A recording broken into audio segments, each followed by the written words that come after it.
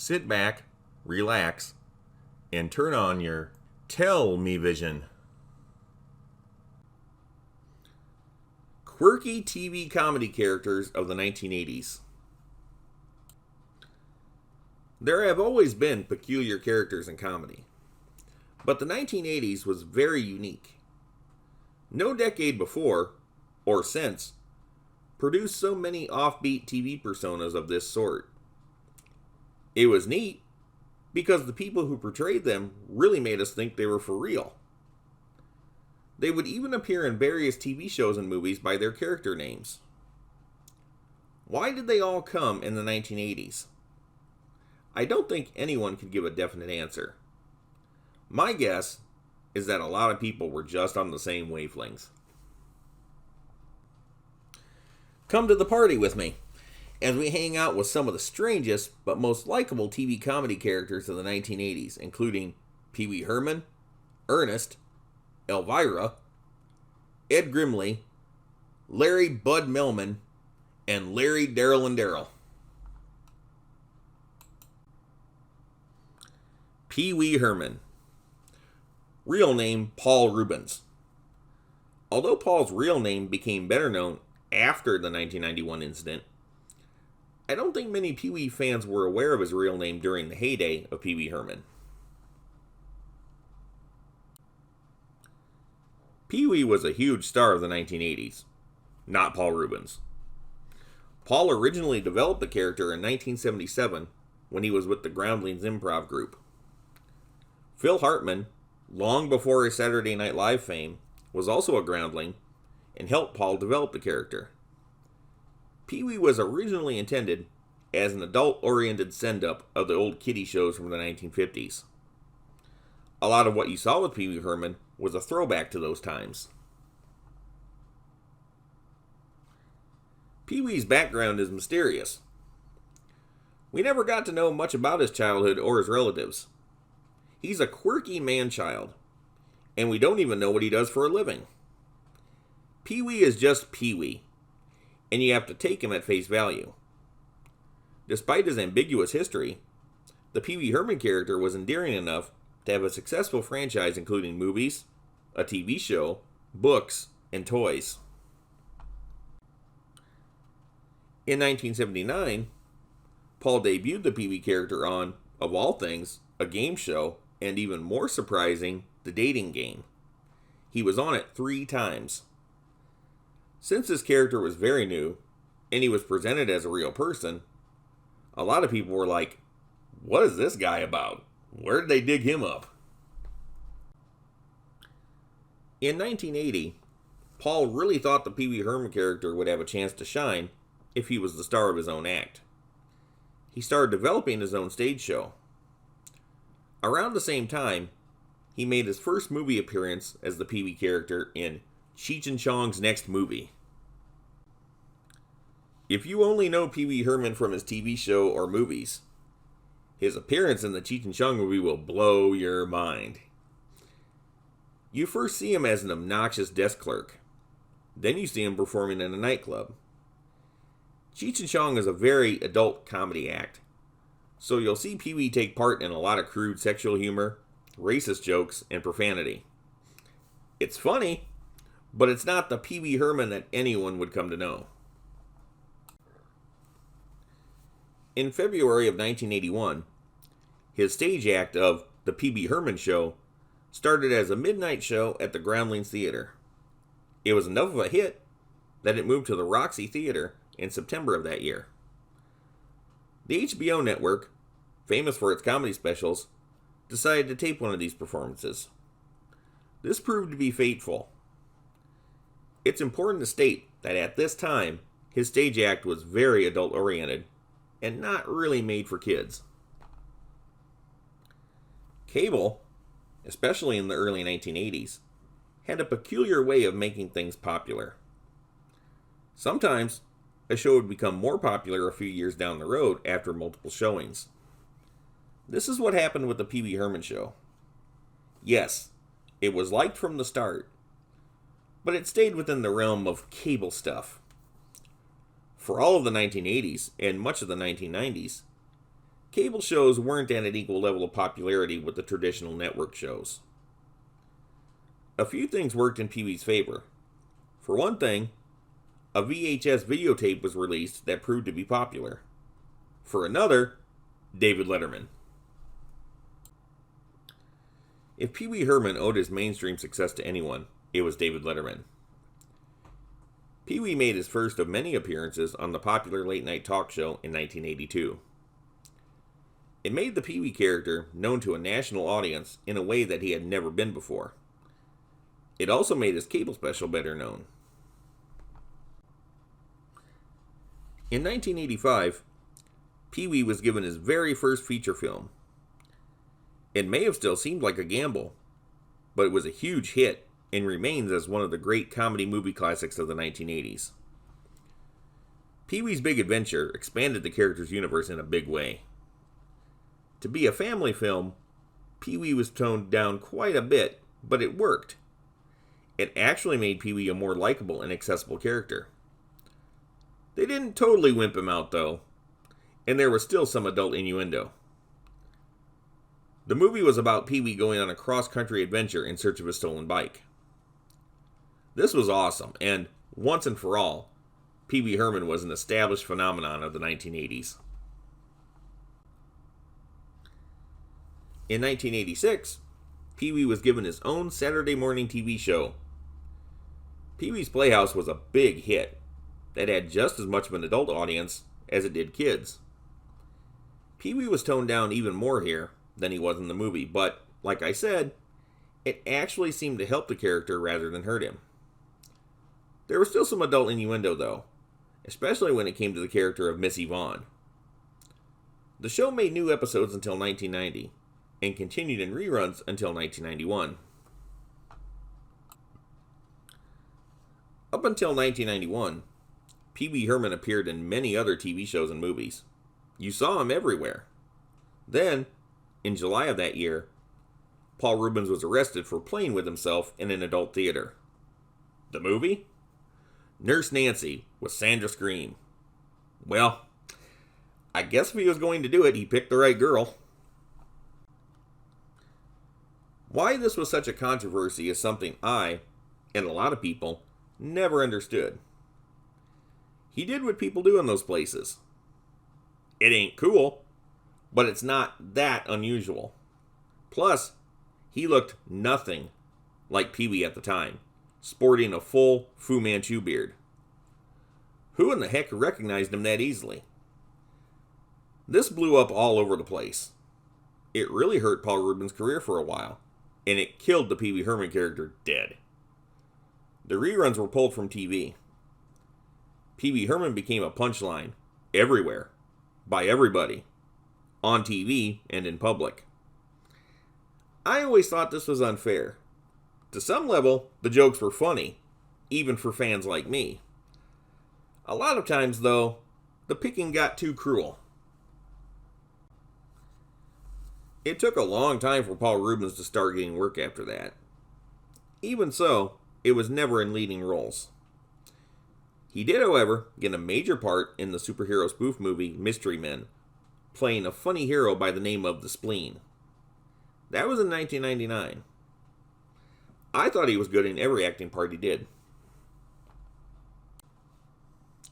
It took until 2009 for Paul Reubens to decide that he was going to revive the Pee Wee Herman character via a stage show.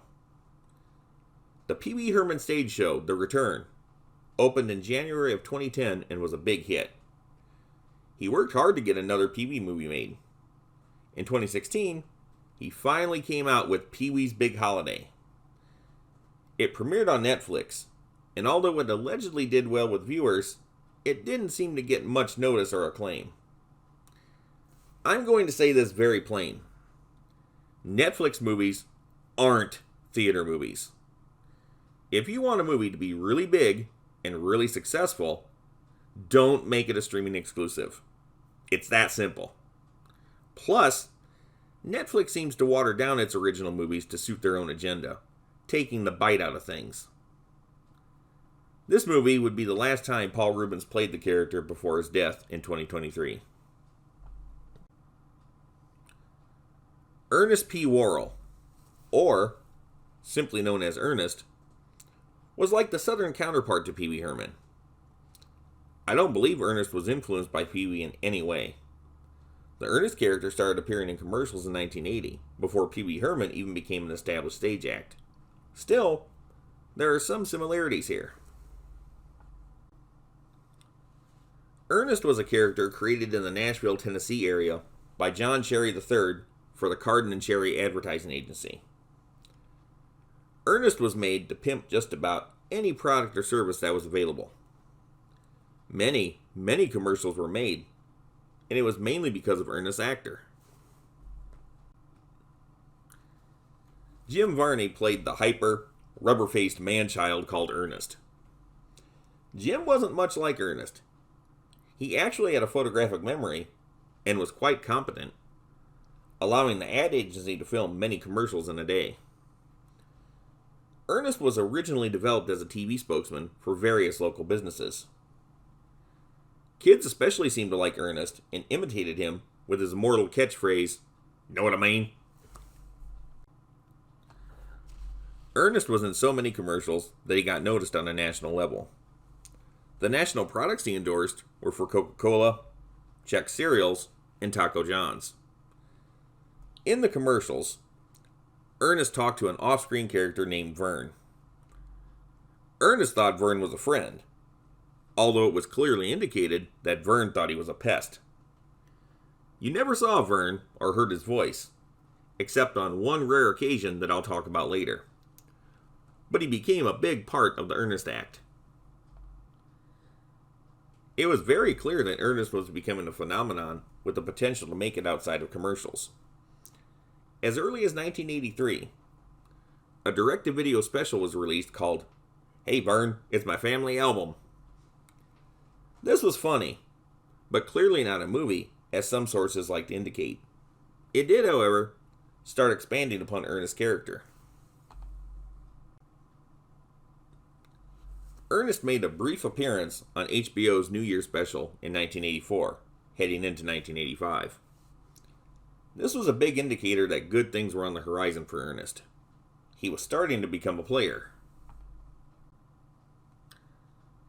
In 1985, another special was made featuring Ernest.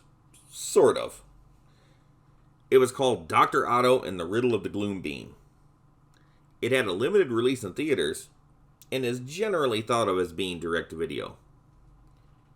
It was a science fiction / horror film where Ernest was really just a disguise of the villain, Dr. Otto. I'll be honest, I don't care for this one.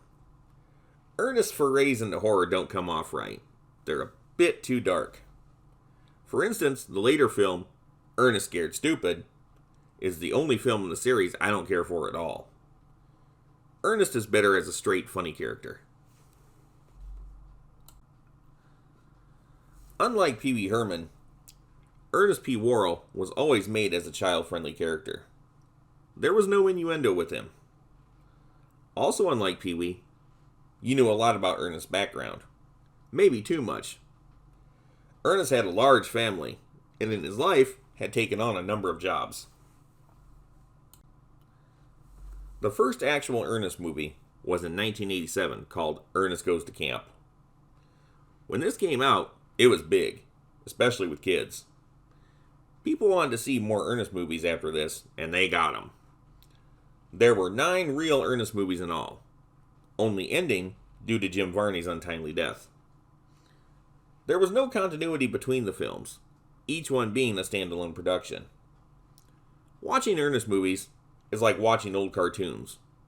When one is over, Ernest basically resets himself for the next one. In 1988, Ernest was given his own Saturday morning TV series on CBS, basically to latch on to the success already established with Pee Wee's Playhouse. Hey Vern, It's Ernest was a good TV show, and if you like the Ernest movies, you'll like the show. I thought it was a good idea to put it with the Pee Wee show. Unfortunately, the Hey Vern series didn't take and only lasted 13 episodes. I think it had a lot more life left in it. Jim Varney made a lot of appearances as the Ernest character outside of his commercials, movies, and TV show. People just took him as Ernest. When a lot of people discovered the name of Ernest actor, it was like, oh, Jim Varney is his real name. It's not like Ernest was ever an alias for Jim Varney. It was just a character. But that's how attached the character was to the person. In 1989, Ernest appeared in Comic Relief USA, and for the first and only time, we got to see Vern, played by an actor named Doug Cox. Although Ernest was Jim Varney's best-known character, he was actually able to have an acting career outside of Ernest. He appeared in a number of movies and TV shows, and was good in all of them. A real surprise is when Jim took on the character of Jed Clampett in the Beverly Hillbillies movie in 1993. He really did a good job in that, as did the whole cast. Pulling off a movie adaptation of a beloved series like that was real ballsy, but it came out awesome. In my mind, it's a comedy classic. Despite the fact that Ernest was such a huge character in the 1980s and 90s, he was never a powerhouse merchandising machine. A few funny paperback books of Ernest were made, and a talking doll was made by Kenner. That was about it. The major part of Ernest's success was his movies. His first 4 movies, although not Disney movies, had a Disney distribution deal. Specifically, Touchstone Pictures as the production company, and Buena Vista Pictures as the distributor. Still, Disney. The production values were noticeably higher end in these earlier movies. The 4th one, Ernest Scared Stupid, just wasn't a good movie. And after this one did so-so in theaters, Ernest lost his distribution deal with Disney. People liked Ernest so much, though, that it was proven he could survive without Disney's involvement. Ernest Rides Again, the 5th film, was the first one to be independently financed by John Cherry. It was released in theaters, but didn't do well. It did, however, fare much better on video. The next movie, Ernest Goes to School, got a limited release in theaters before it went to video. After that, it was decided to make all Ernest movies direct to video, and people still watch them. I will say this much. Even though the Ernest movies, at this point, didn't have Disney money to back them up, they were still good movies. They had good stories, good actors, and they managed to take the taste of poop out of my mouth that I got from watching Ernest Scared Stupid. The last Ernest movie, Ernest in the Army, was released in 1998. Jim Varney died on February 10th, 2000. He loved the Ernest character, despite the fact that he had the ability to do Shakespearean acting. As he was dying of cancer, Jim Varney would still dress up as Ernest to entertain sick children in the hospital. That's just awesome. He appreciated what the Ernest character did for him. You can even see that in his interviews. Elvira, Mistress of the Dark. If you're talking about famous women of the 1980s, fictional or not, they don't get more famous or iconic than Elvira. She nailed that hard-to-master combination of sexy and funny. Although the character debuted in 1981, her origins can be traced back to 1979. Elvira, real name Cassandra Peterson, was actually a redhead. She had been a Las Vegas showgirl, making history as the youngest at age 17.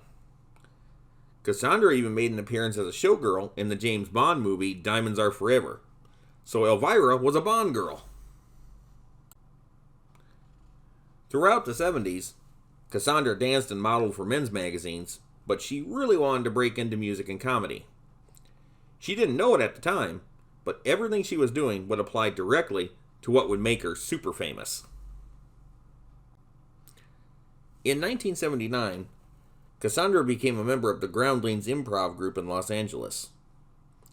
So many talented people came from the Groundlings at that time, like Paul Reubens and Phil Hartman, to name a few, and they all remained friends after their careers took off, which is cool to know. At the Groundlings, Cassandra created a Valley Girl type character that would later become a large part of the Elvira persona later on. In Cassandra's own words, Elvira's personality type was like a cross between a bubble-headed high school girl and a trucker. How Cassandra became a superstar is something no one could imagine. It was a twist of fate that worked in her favor. Plus, she was just real good in the first place. Fright Night was a weekend horror TV show in the Los Angeles area. Its host was a man named Larry Vincent, who played a character called Sinister Seymour. On the show, Seymour would bash on the low-budget horror movies they played. People really liked this. Vincent died in 1975, and so did the show. The producers wanted to bring the show back, but trying to put another guy in his place would be pure folly. They decided on a female presenter. Melman, who played the scary but funny vampire character in the 1950s, was the first person considered for the project. She dropped out early on when the producers refused to hire Lola Falana to star her as the vampire character. Yeah, none of that makes sense to me either. Cassandra Peterson auditioned for the show and won. The producers were wise in the way that they let her create the show's character. She and her best friend, Robert Redding, came up with a sexy, gothic-looking vampire chick. Strange thing, though, it was never expressly stated that Elvira was a vampire. She just looked strange. Years later, in her first movie, it was revealed that Elvira came from a family of witches. Even after that, Elvira never played up to being any kind of creature in particular, just strange and sexy. The white makeup that makes Elvira look pale was an idea lifted from the kabuki makeup used by Japanese performers, and it gave her an exotic geisha girl look. Her unique hairstyle was taken from the hairstyle used by the girl group the Ronettes of the early 1960s. The dress is perhaps the most interesting part of Elvira's ensemble. Nobody ever saw a dress like that before, and not every woman could wear that dress with as much success. Before the first taping of the show, Melman, Vampira herself, sent a cease and desist letter to the producers. She claimed that Elvira was a ripoff of Vampira. Cassandra has always maintained that it isn't. The court agreed with Cassandra, and the fact that Elvira became so successful was always a point of contention with Nermi. Seriously, besides the color of the black dress and hair, there isn't much the same between Vampira and Elvira. What I am about to say is not meant as a put-down, it's just fact. Vampira isn't as sexy as Elvira. She wasn't meant to be. She also didn't have the outrageous personality of Elvira. Vampira was a bit more bland, but that's what she was supposed to be.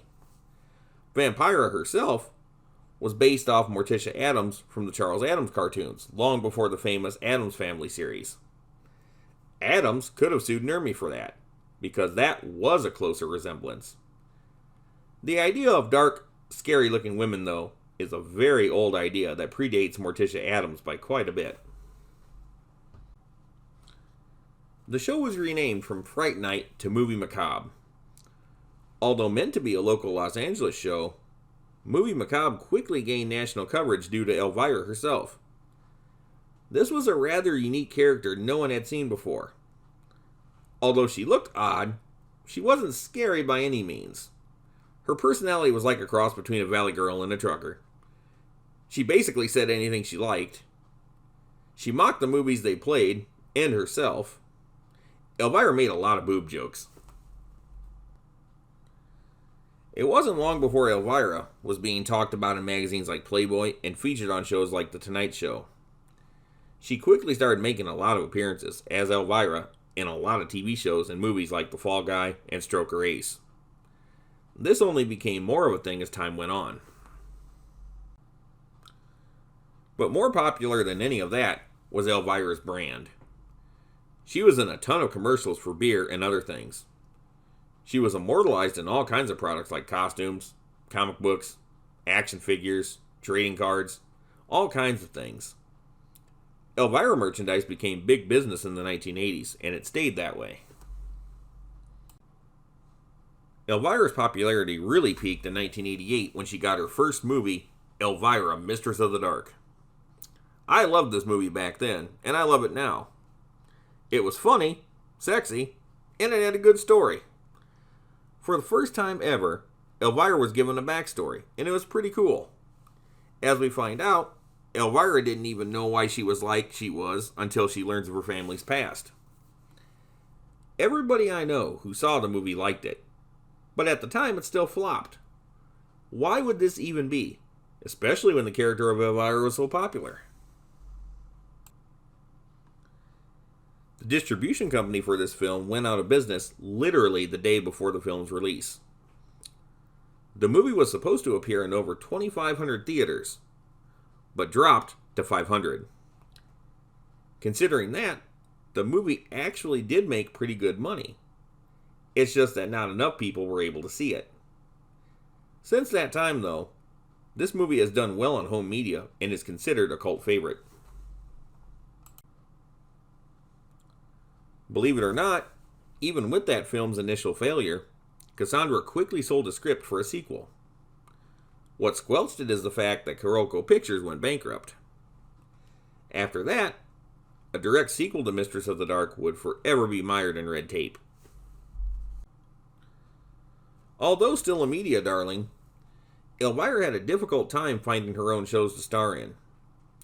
She filmed a pilot for a sitcom called The Elvira Show in 1993, but it was not picked up. This was actually an interesting show, and should have had a chance. She was going to have another movie called Elvira vs. the Vampire Women, but a contract dispute with Roger Corman stopped that from happening.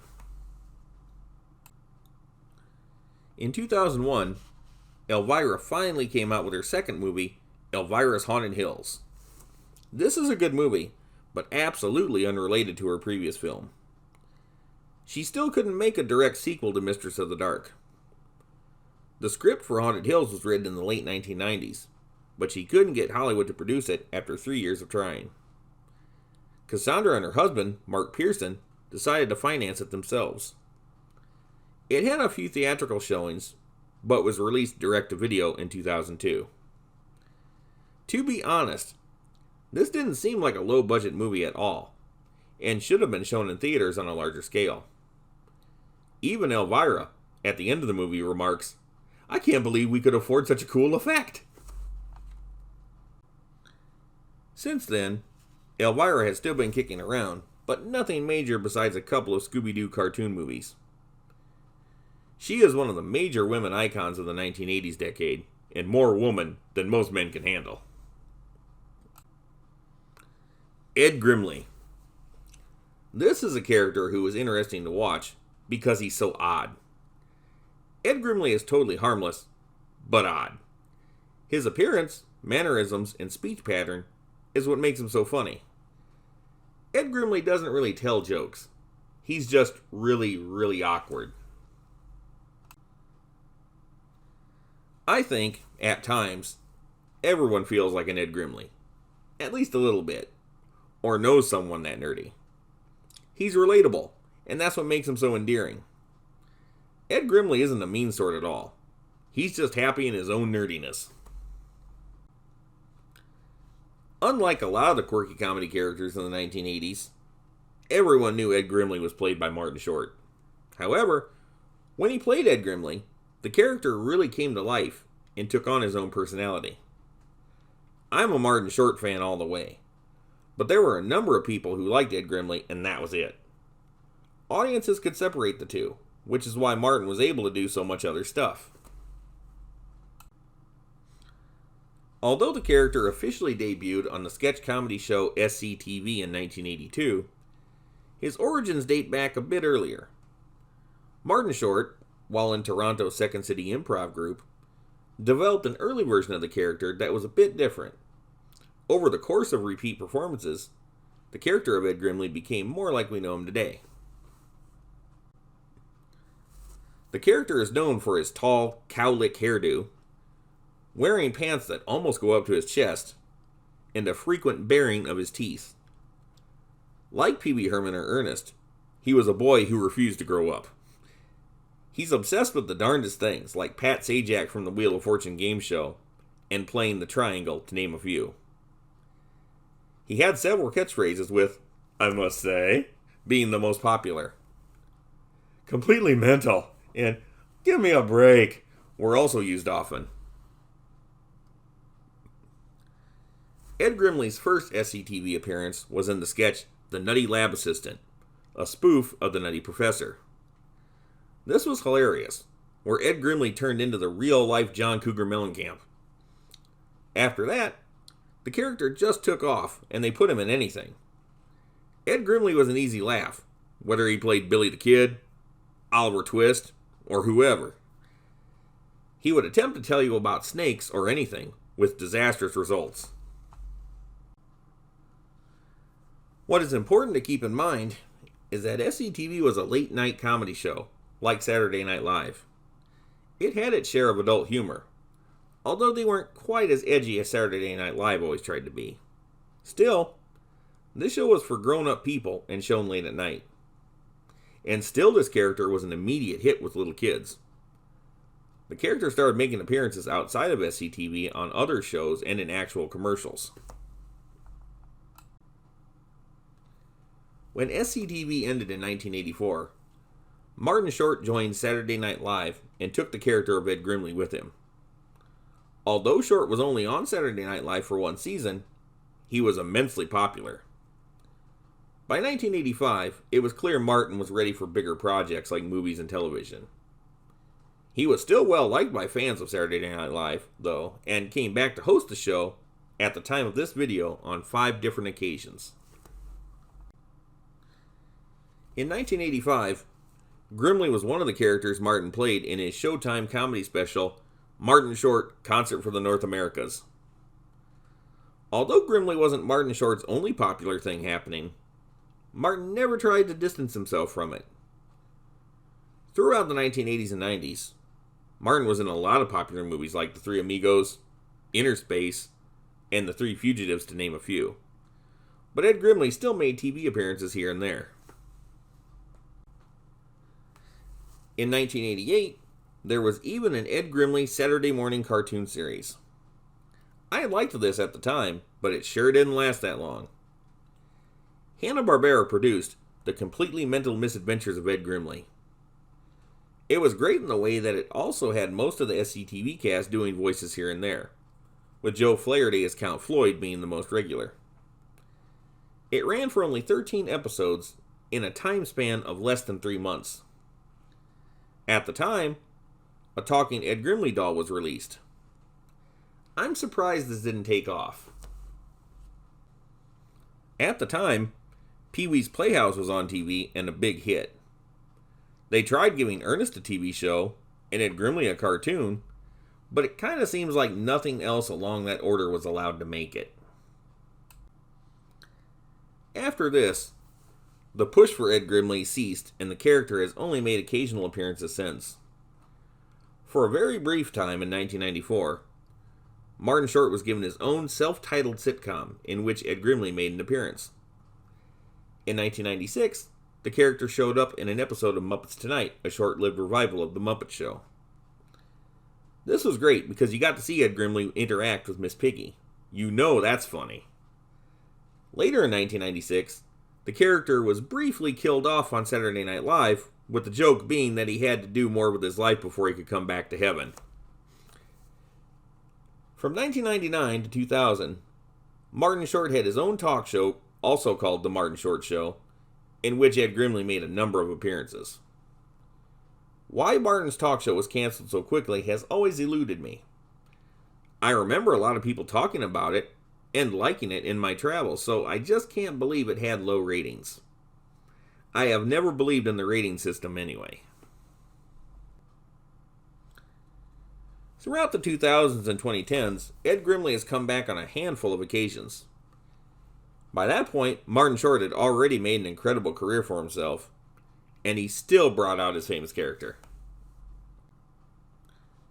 Larry Bud Melman. Although his real name was Calvert DeForest, everyone knew him as Larry Bud Melman.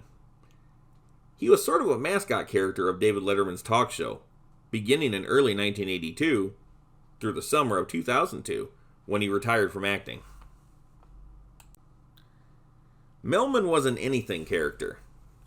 He looked funny to begin with, short, pudgy, with a gnome-like face, and thick, black-rimmed glasses. He had a funny voice. Letterman's writers had him doing just about any funny thing they could think of on the show.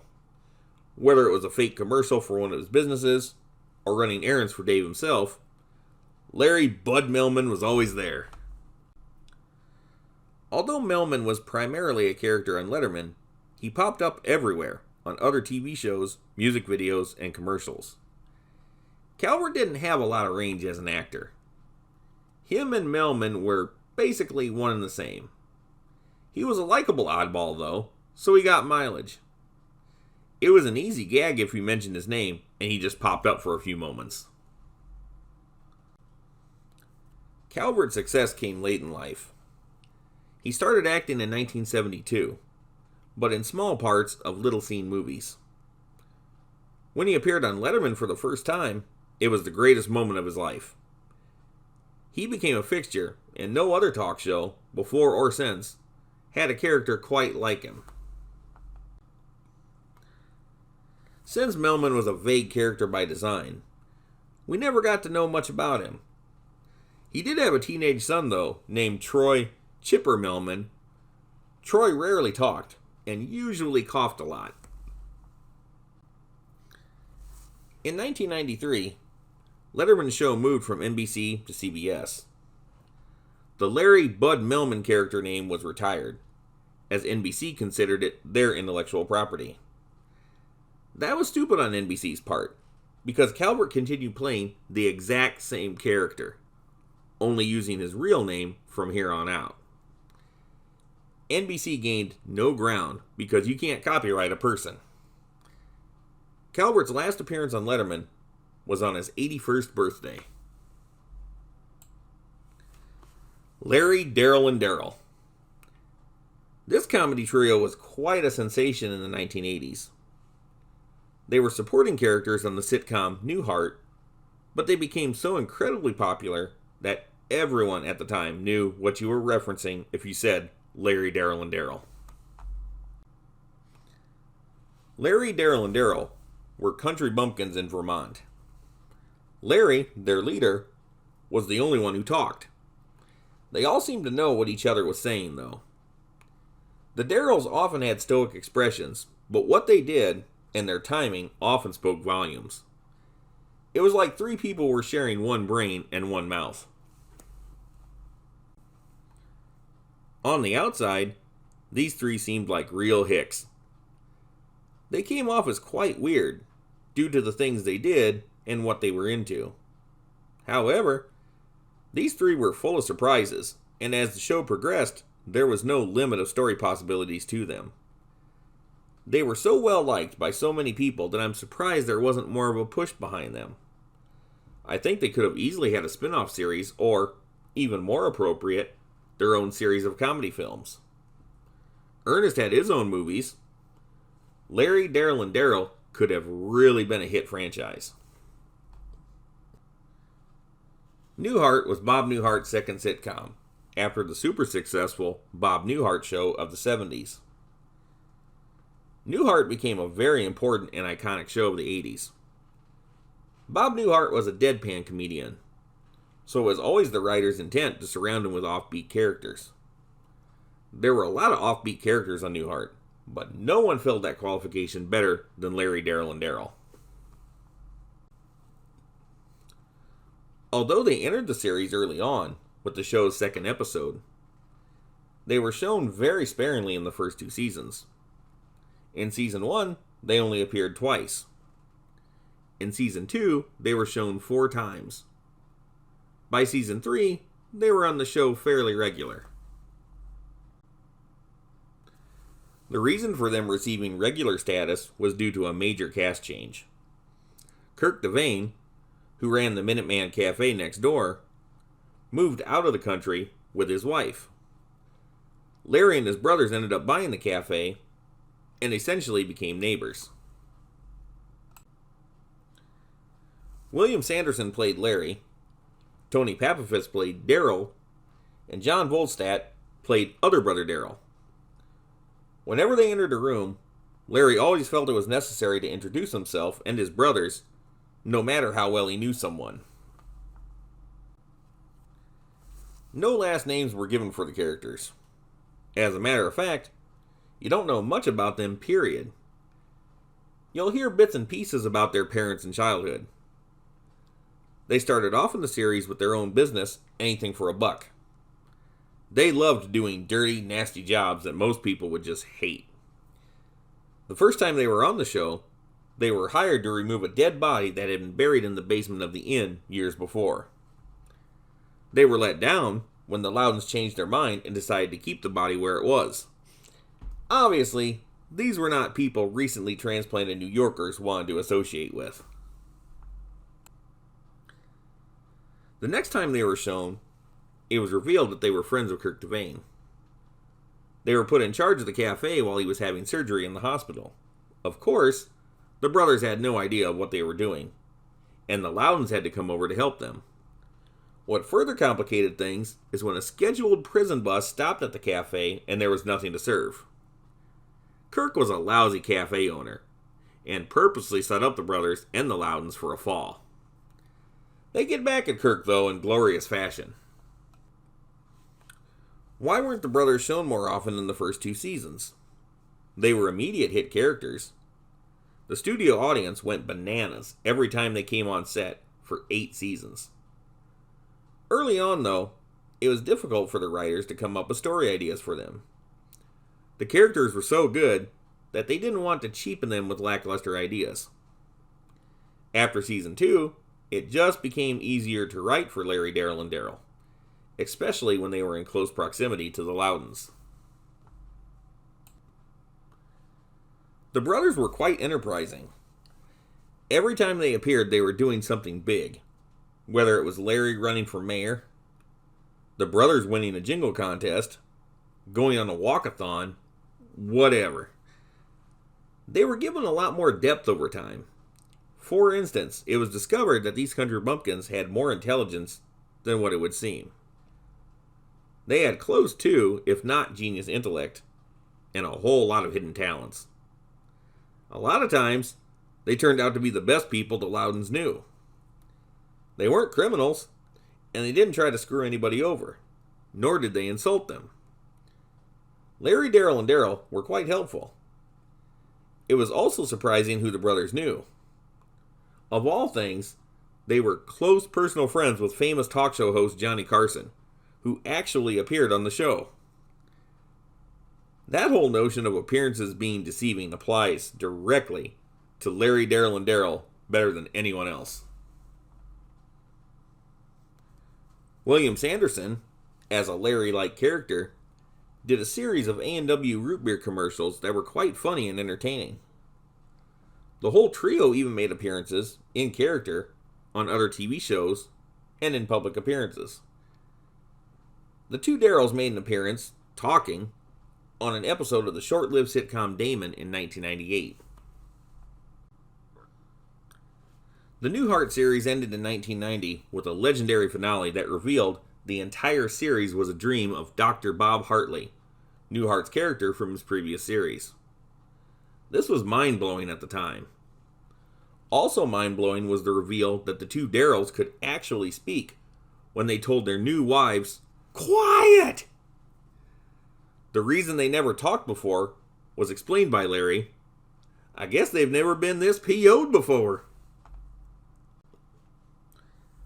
The whole series being a dream explained why all the characters were such goofballs. However, this is when Larry, Darryl, and Darryl's hot streak of popularity ended. It was difficult to bring the series back with an ending like this, and knowing that Larry, Darryl, and Darryl were just dream characters made it a little hard for them to appear in their own projects. I think it still could have been done, but they would have to be totally separated from anything or anyone on the Newhart show. A total reinvention. The brothers did appear again, however, on a few notable occasions. In 1991, they appeared at the end of The Bob Newhart Show 19th Anniversary Special. It's a continuation of the Newhart Show ending, where Dr. Bob Hartley is talking with his friends about the dream he had. Just when everything seems resolved, he runs into Larry, Darryl, and Darryl, realizing they weren't just in his mind, and ends up more confused than ever. In 1997, the long-running sitcom Coach had its finale. Larry, Darryl, and Darryl made an appearance in this three-parter. Both Newhart and Coach were created by Barry Kemp, so the question has been brought up. Was Coach a dream of Bob Hartley as well? At any rate, it was good to see them again. Larry, Darryl, and Darryl were a big part of Newhart's success, and it's a shame that they didn't have a much longer run. Still, they live on in reruns and in the minds of anyone who experienced them the first time around. They are unforgettable. Wrapping it up. All of these characters help make TV a funny and friendly place. We could stand to have funny characters like them right now. There was a lot of personality with all of them. They weren't snarky or political, and they didn't try to divide people. As a matter of fact, different kinds of people could all like the same character. It was possible then, and it will be possible forever. The quirky comedy characters of 1980s TV will always live on in the world of Tell Me Vision.